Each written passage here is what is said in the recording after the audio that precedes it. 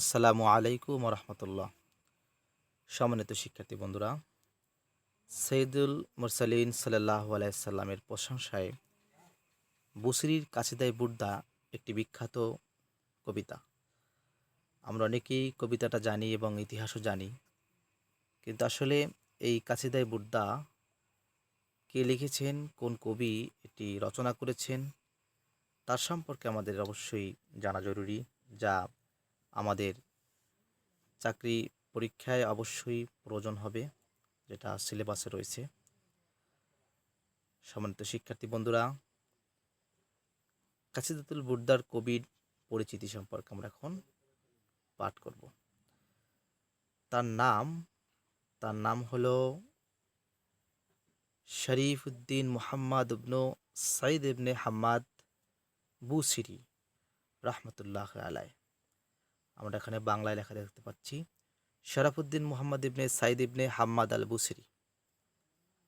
এবং তার জন্ম পরিচয় সম্পর্কে এখানে বলা হয়েছে তারিখুল মিলাদ।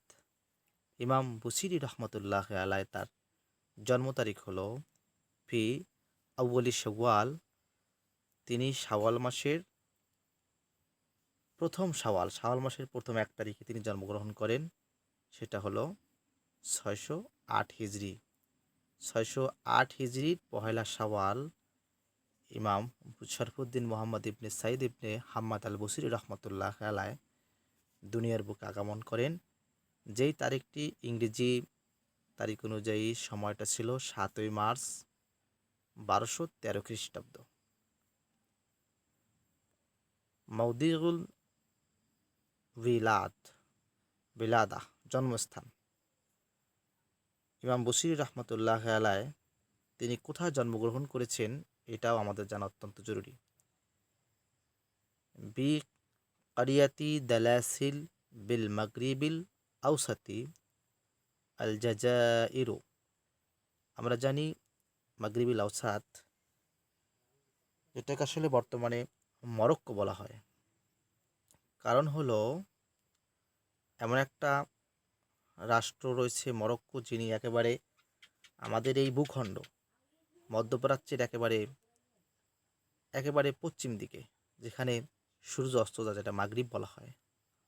অতএব মধ্য মরক্কোর আলজেরিয়ার দালাজ গ্রামে, মরক্কোর আবার মধ্য মরক্কো, সেখানে আলজেরিয়ার দালাজ গ্রামে এই বিখ্যাত সাহিত্যিক জন্মগ্রহণ করেন।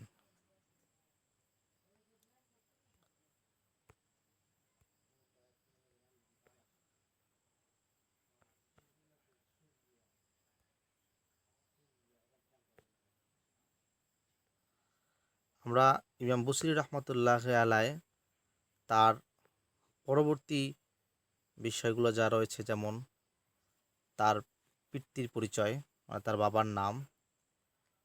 তার পিতৃ পরিচয় হলো সাইদ ইবনে আহমাদ। ইমাম বুসরি রহমতুল্লাহ আলাইহর বাবার নাম ছিল সাইদ ইবনে আহমাদ।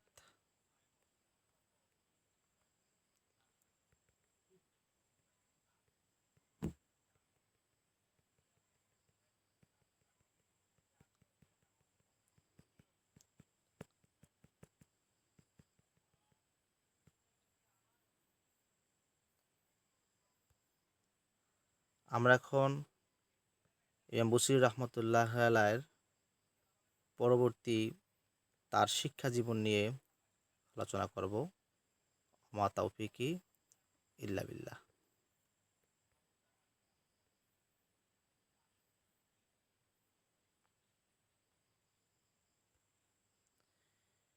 ইমাম বুসরি রহমতুল্লাহ আলাইহ